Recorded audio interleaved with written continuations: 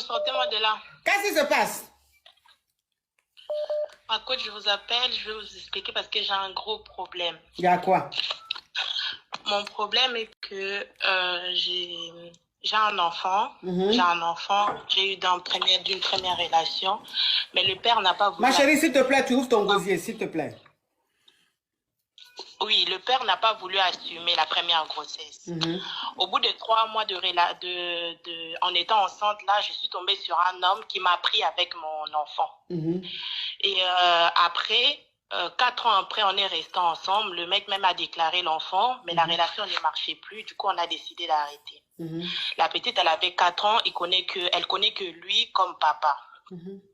J'ai décidé de refaire ma vie. 2 ans après, je me suis mise dans une relation où ça fonctionnait vraiment pas.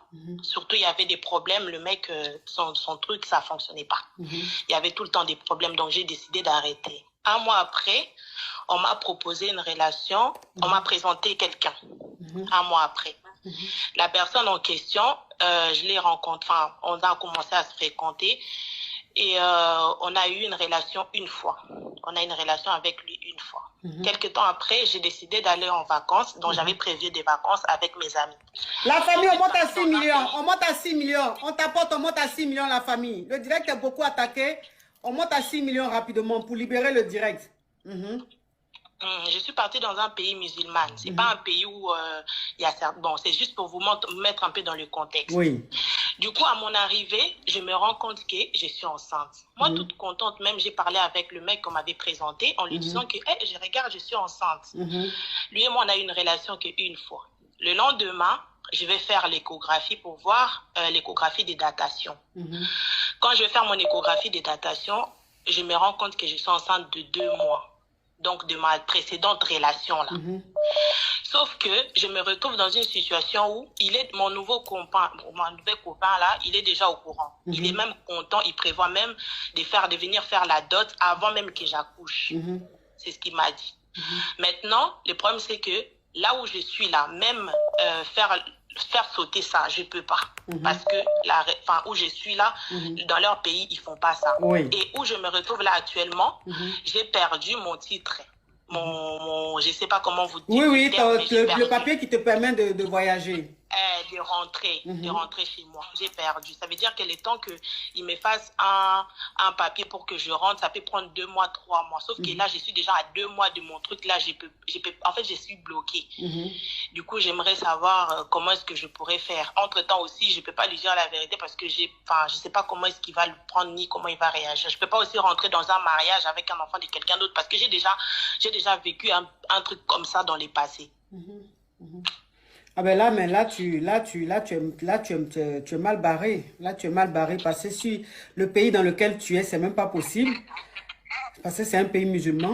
Et ma chérie, s'il te plaît, tu peux pas t'écouter sur TikTok pendant qu'on parle sur WhatsApp. C'est pas possible. Ok. Donc, voilà.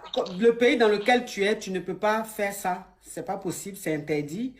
Et tu n'as pas un titre de séjour qui va te permettre de voyager, de sortir du pays.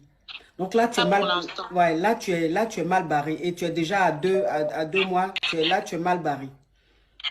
Tu es mal barré. Du coup, vous me conseillez que je parle quand même avec lui? Oui, il faut parler avec lui. Parle avec lui. Parce que là, qu'est-ce que tu peux faire d'autre? Tu peux rien faire. Là, tu es bloqué parce que même si tu sors du pays, est-ce que tu pourras revenir? Puisque tu n'as pas tes papiers, tu vois? Si, je peux revenir parce que mon premier enfant est française, donc j'ai tous mes trucs. C'est juste que le temps qu'il me donne un visa retour, ça prend du temps. Ça peut prendre 2 mois, 1 mois. Là, je suis déjà à 1 mois presque. Depuis ils m'ont fait attendre.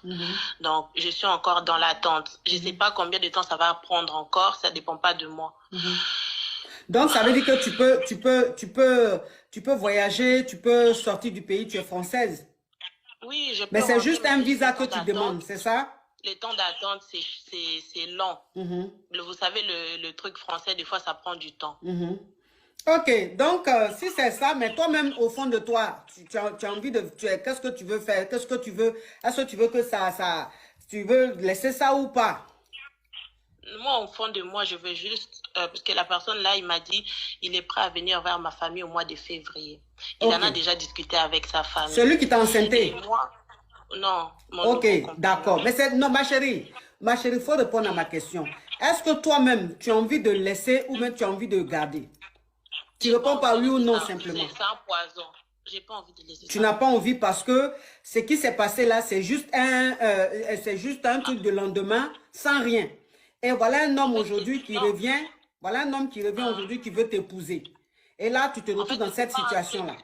En fait, ce n'est pas un truc de lendemain, c'est une relation qui avait commencé, mais ça n'a pas eu de suite parce que ça n'a pas fonctionné tout simplement. C'est ça qu'on appelle relation du lendemain. C'est ça en fait, c'est en quelque sorte une relation, c'est pas une relation amoureuse, c'est juste un plan cul, tu comprends? Donc, ce qui est en train de se passer là, alors qu'il y a un homme qui veut te marier.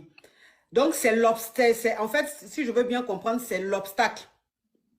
Oui, exactement. Ok, mais ça, malheureusement, je ne peux pas te dire ce que tu dois faire. C'est-à-dire que moi, en tant que coach, en tant que personnalité publique et tout, je n'ai pas le droit de t'encourager à enlever ou quoi que ce soit. Non, ça c'est un choix, c'est une décision personnelle.